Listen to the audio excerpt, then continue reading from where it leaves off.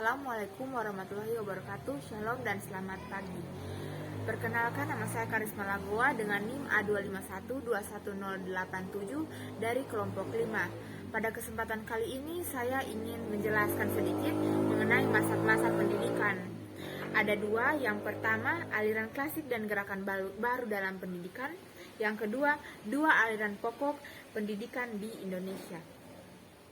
Pendidikan adalah salah satu faktor yang sangat penting dalam menunjang kehidupan manusia. Cara pandang mengenai pendidikan pun berbeda-beda. Dari zaman ke zaman selalu terjadi perbedaan pandangan terhadap aliran-aliran pendidikan. Mazhab ini juga mengandung kritikan terhadap suatu ideologi atau mazhab yang lain.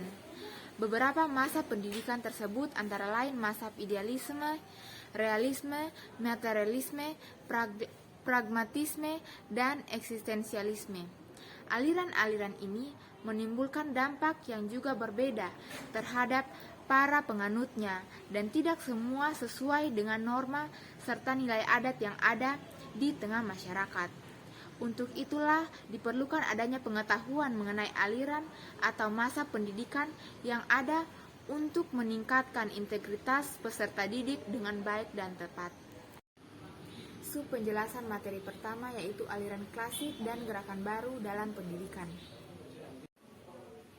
Jenis aliran klasik di Indonesia yang pertama yaitu aliran nativisme. Aliran nativisme menyatakan bahwa perkembangan seseorang merupakan produk dari pembawaan yang berupa bakat. Bakat yang merupakan pembawaan seseorang akan menentukan nasibnya. Adapun aliran nativisme secara umum sangat dipengaruhi oleh pandangan-pandangan aliran idealisme. Terlihat dari konsep dasarnya tentang hakikat manusia itu sendiri. Menurut aliran ini, manusia mempunyai potensi yang menentukan pertumbuhan dan perkembangan dalam proses penerimaan pengetahuan. Potensi tersebut merupakan gabungan dari hereditas orang tuanya maupun bakat atau pembawaan yang berasal dari dirinya sendiri. Adapun faktor-faktor yang mempengaruhi aliran ini yaitu yang pertama, faktor genetik, yang kedua faktor kemampuan anak, dan yang ketiga faktor perkembangan anak. Aliran yang kedua yaitu aliran empirisme, yang mengatakan bahwa pengalaman adalah proses untuk memperoleh pengetahuan. Empirisme dipandang sebagai hal yang paling produktif dalam dunia pendidikan. Karena dalam proses pembelajaran, suatu pendidikan lingkunganlah yang berperan besar untuk menentukan potensi dan pengetahuan peserta didik. Aliran empirisme juga dikatakan aliran yang menekankan bahwa segala sesuatu dipelajari lewat pengalaman dan melibatkan indera diri. Oleh sebab itu, maka aliran empirisme ini sering juga disebut-sebut menolak kehadiran Tuhan, sebab menentang konsep fitrah pada diri manusia. Teori yang ketiga yaitu teori konvergensi, yang menyatakan bahwa perkembangan individu itu baik dasar termasuk bakat dan keturunan maupun lingkungan, kedua-duanya memainkan peranan penting. Bakat sebagai kemungkinan atau disposisi telah ada pada masing-masing individu, yang kemudian karena pengaruh lingkungan yang sesuai dengan kebutuhan untuk perkembangannya, maka kemungkinan itu lalu menjadi kenyataan. Dengan adanya teori konvergensi, maka bermunculanlah psikologi-psikologi lain seperti psikologi perkembangan, psikologi kejuruan, dan perusahaan yang saat ini juga dikenal sebagai psikologi industri dan organisasi. Teori konvergensi juga melahirkan konsep Aiki yang sering kita dengar, yang sampai sekarang masih dipakai. Submateri yang berikutnya yaitu macam-macam gerakan baru dalam pendidikan. Yang pertama ada pengajaran alam sekitar, yang kedua pengajaran pusat perhatian, yang ketiga sekolah kerja, dan yang keempat pengajaran proyek, dan saya akan menjelaskannya satu persatu. Yang pertama pengajaran alam sekitar. Gerakan pendidikan yang mendekatkan anak dengan sekitarnya adalah gerakan pengajaran alam sekitar.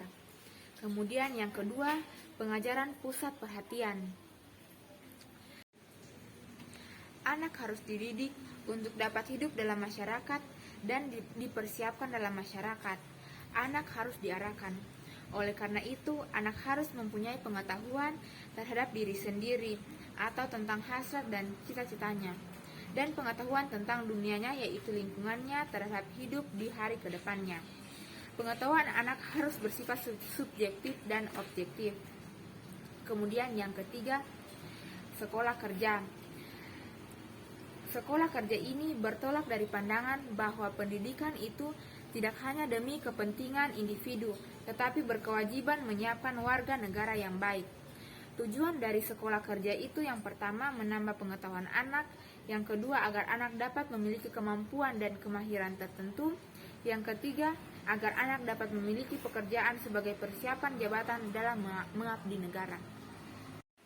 Submateri yang berikutnya yaitu jenis aliran pokok pendidikan yang ada di Indonesia.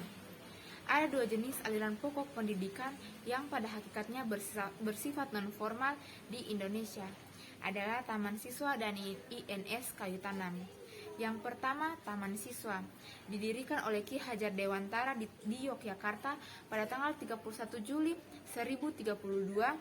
Sebuah pendidikan yang berawal dari yayasan kemudian berkembang menjadi taman kanak-kanak yang dikenal dengan Taman Indira, dan kursus untuk para calon guru, dan mengalami perkembangan dengan mendirikan taman muda setingkat dengan SD dan taman dewasa yakni Mulo Quake School, dan sekarang menjadi perguruan tinggi. Aliran pendidikan yang dilakukan Taman Siswa untuk mencapai tujuannya yang pertama, diselenggarakannya tugas pendidikan dari SD hingga perguruan tinggi. Yang kedua, Taman Siswa mengikuti dan mempelajari perkembangan pendidikan yang ada di luar. Kemudian yang kedua, INS Kayu Tanam. INS Kayu Tanam adalah Indonesia Netherlands School yang lahir di Kayu Tanam, Sumatera Barat oleh Muhammad Syafi'i pada tanggal 31 Oktober 1926. Aliran pendidikan yang dilakukan INS Kayu Tanam untuk mencapai tujuannya yang pertama, pendidikan nasional ditetapkan dan disebarluaskan dengan gagasan-gagasannya. Yang kedua, diselenggarakannya program-program pendidikan terutama menjadi guru. Sekian dari saya, apabila ada kesalahan dalam pengucapan kata dan bahasa mohon dimaafkan. Wassalamualaikum warahmatullahi wabarakatuh. Shalom dan selamat pagi.